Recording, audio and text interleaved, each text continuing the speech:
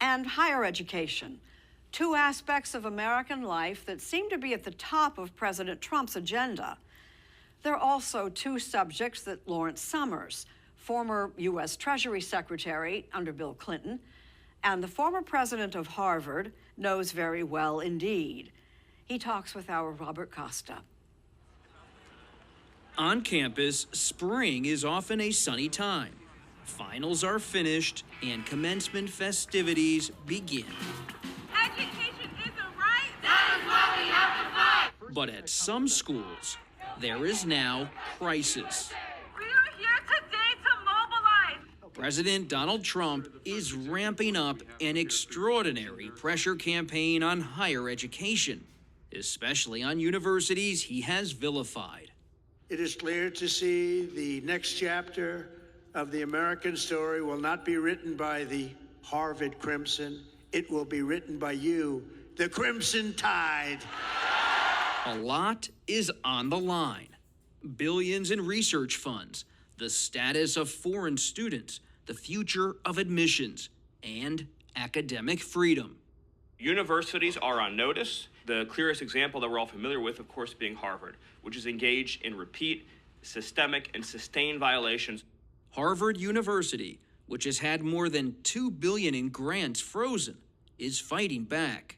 And I want to applaud Harvard University for having the guts to stand up to them. I'm very proud of the university that I once led and still teach. Former Harvard president Lawrence Summers sees a confrontation over American values. If Harvard, America's richest university, America's university that had produced the most presidents, if Harvard couldn't stand up, nobody else could.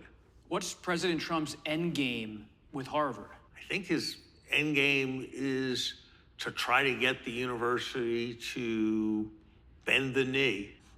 To correct what it sees as a progressive takeover, the administration has issued a flurry of demands on diversity policies and on how anti-Semitism is handled. Free, free, free Palestine! A concern sparked by the protests following the Hamas attack on Israel. If we don't get no justice, then they won't get no peace. Summers says it's fair to criticize Harvard.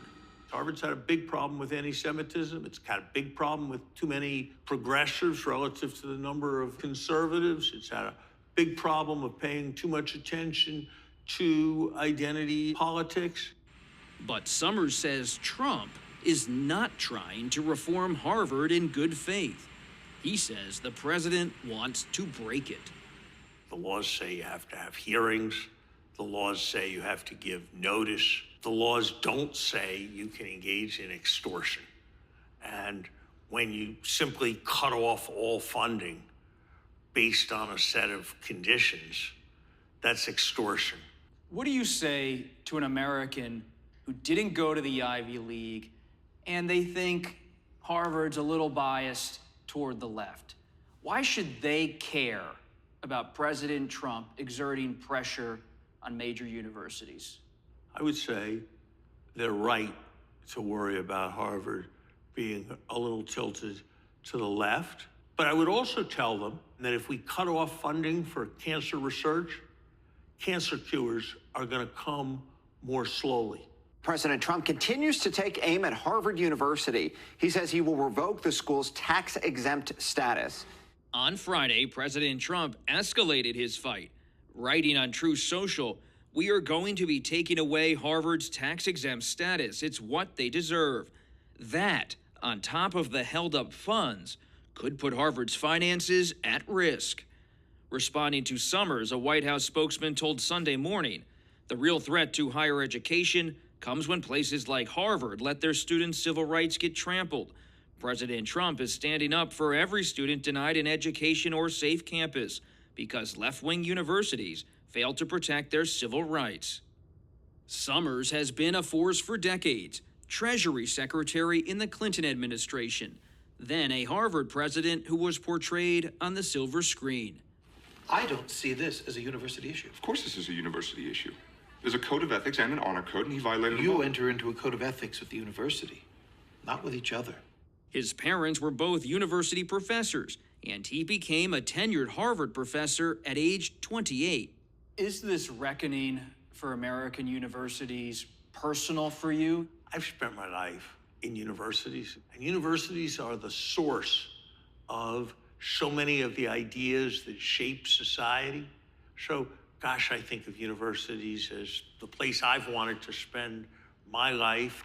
Summers is also keeping close watch on the economy as Trump issues sweeping tariffs.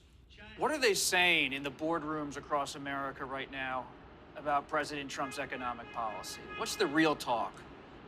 I think there's a lot of anxiety. There's a lot of slightly stunned head shaking. I think there's still hope that this will all be a bad dream from which they can wake up. Over the years, Summers has had the ears of both President Obama and Biden.